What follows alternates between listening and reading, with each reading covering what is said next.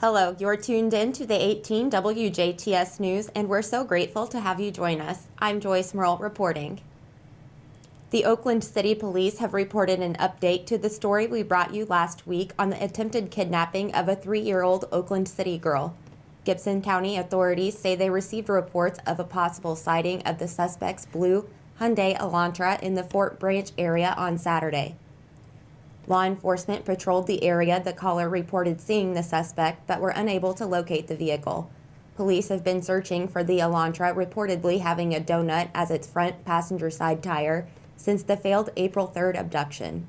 If you have any information on the suspect or the described vehicle, please contact the Oakland City Police at 812-385-3496.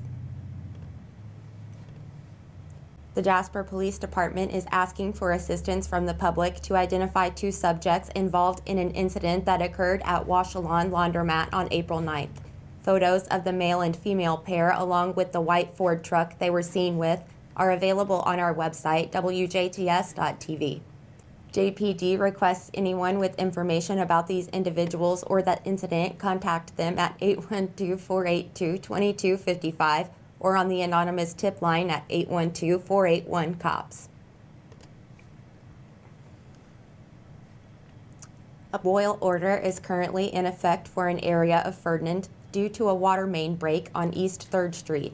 The Water Department has placed a boil order until further notice on residents who live in the following areas: between Main and Michigan Streets, between 1st and 3rd Streets, and on East 3rd Street from Michigan Street to Illinois Street.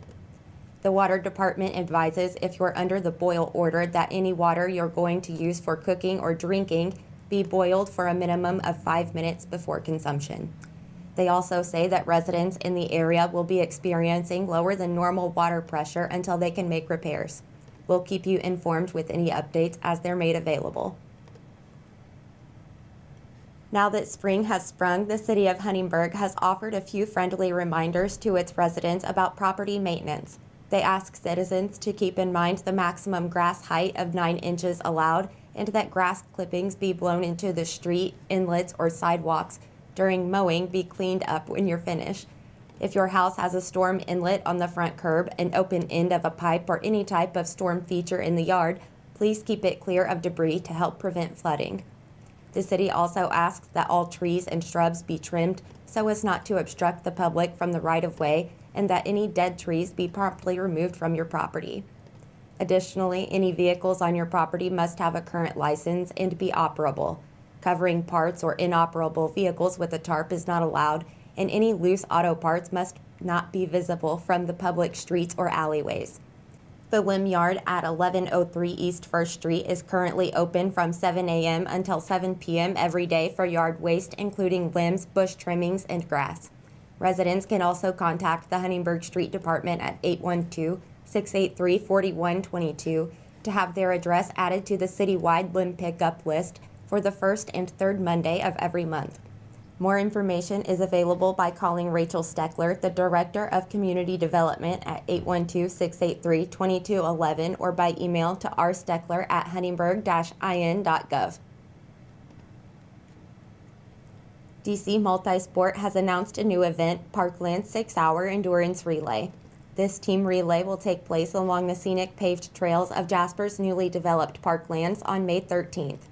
Similar in concept as the popular relays throughout the nation, this event is comprised of teams rising to a challenge. The challenge of this event is to share the responsibility amongst a team to endure 6 hours of continuous running and to beat the number of loops completed by the other teams. This 6-hour endurance event can be completed on your own or broken down between 2 team members, 4 members, or 6 members. The course is a 1.6-mile hilly loop, with each runner running as many loops as they can at a time based on the team strategy. Running teams can set up their base camp within the designated areas in the northwest parking lot of Clubhouse 61, very close to where teams can transition to a new runner. Teams are encouraged to bring the food and beverages that they would wish to have with them. Once the 6-hour limit is reached, no runners may enter the course, and timekeeping will begin for any runner still on the course. The teams that complete the most loop in the lowest amount of time in each category will receive an award. Proceeds from the event will go to Southwestern Indiana Child Advocacy Center Coalition. SWICAC serves Region 17 counties, providing a safe reporting location for victims of crime and their families, with community-based multidisciplinary teams that provide support, promote justice, and help to prevent violence.